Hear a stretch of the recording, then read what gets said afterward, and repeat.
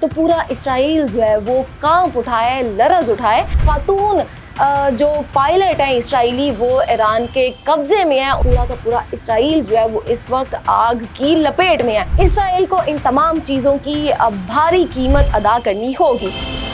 Israel और Iran की जंग जारी है। दोनों ममालिक की जानिब से एक दूसरे पर शदीद हमले भी किए जा रहे हैं। सबसे पहले इन हमलों की शुरुआत जो है वो इसराइल की जानिब से की गई थी, लेकिन उसके बाद फिर ईरान ने जवाबी कार्रवाई करते हुए इसराइल के हमलों का ऐसा मुंह तोड़ जवाब दिया कि इस वक्त अगर बात की जाए तो पूरा इसराइल जो है वो कांप उठाए, लरज़ उठाए।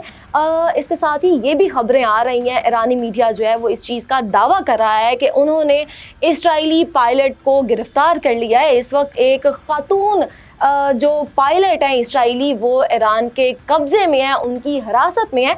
अब ये तमाम जो ऑपरेशन है, इसराइल ने इसका नाम राइजिंग लाइन रखा था, जबकि ईरान की बात करें तो ईरान ने अपनी इस ऑपरेशन का नाम वादे सादिक सोम रखा है। अब इसी ऑपरेशन के तहत ईरान ने अपने साइंसदानों की, अपने जितने भी कमांडर्स थे और अपने जितने भी मासूम शहरी इन हमलों में जान की बाजी हार गए, उनके खून का बदला लेते हुए इसराइल पर 150 से ज़ायद बैलिस्टिक मिसाइल जो है वो दागे हैं। और इन धमाकों की गूंज से इस वक्त जो पूरा तलबीब है वो लरज़ उठाए, कांप उठाए। इसराइल का जो दिफाई सिस्टम था वो भी ईरान के इन बैलिस्टिक मिसाइल्स को रोकने में नाकाम रहा है, और जिसकी वजह से हम देखते हैं कि तलबीब के 5 ऐसे मकामात हैं जिन पर शदीद किस्म की तबाही हो गई है। अब इसके साथ ही ईरानी मीडिया का ये भी दावा किया जा रहा है कि उन्होंने इसराइल के 2 जंगी तैयारे जो हैं वो भी मार गिराए हैं, और उन में से एक तैयारे की जो पायलट है उसको जिंदा उन्होंने गिरफ्तार कर लिया है। ये खातून पायलट है,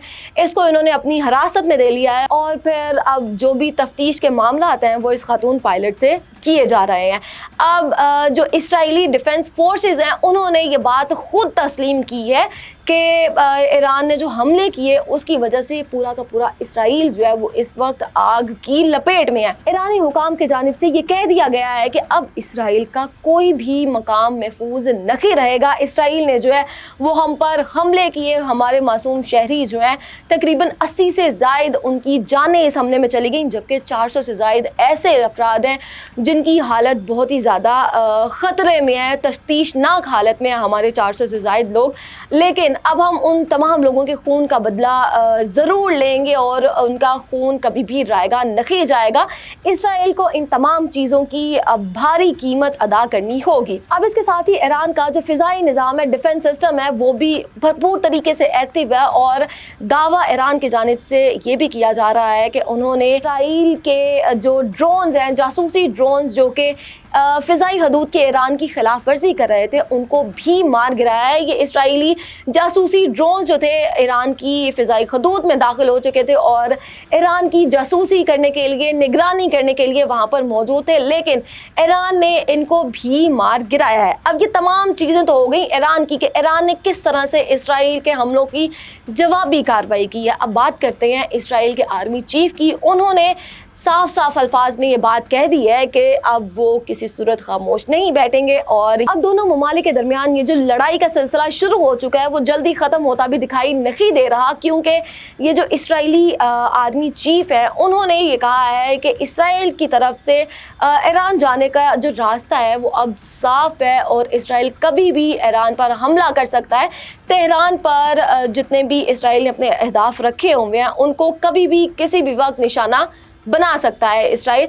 अब हम इसको जंग का एक बाकायदा आगाज़ जो है वो कह सकते हैं, क्योंकि अगर इसराइल दोबारा से ईरान पर हमला करने की गलती करता है तो फिर ईरानी सुप्रीम लीडर अली ख़ामनेई ने साफ अल्फाज में, दो टोक अल्फाज में कह दिया है कि वो कभी भी अब हमला जो है बर्दाश्त नहीं करेंगे, हमले का और खून का बदला जो है वो ज़रूर लेंगे और इसराइल को जो है वो तबाह बर्बाद कर देंगे। अब देखते हैं कि आगे होता क्या है। इन दोनों ममालिक के हवाले से, इनकी लड़ाई और जंग के हवाले से कोई भी अपडेट्स आएंगी वो हम आपके साथ शेयर करते रहेंगे। तब तक के लिए मुझे दें इजाज़त। अल्लाह हाफ़िज़।